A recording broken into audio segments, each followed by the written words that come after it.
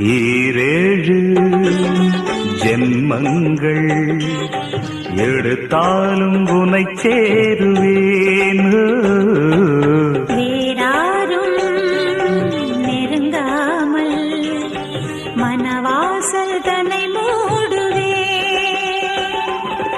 உருவானது நல்ல சிவரஞ்சனி, உனக்காகத்தான் இந்த கீதாஞ்சலி.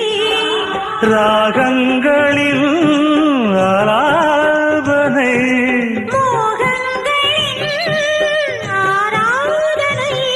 உடலும் மனமும் தழுவும் பொழுதில் உருகும் ஒரு ஜீவன்தான் உன் பாடல்தான் ஓயாமல் இசைக்கின்றது.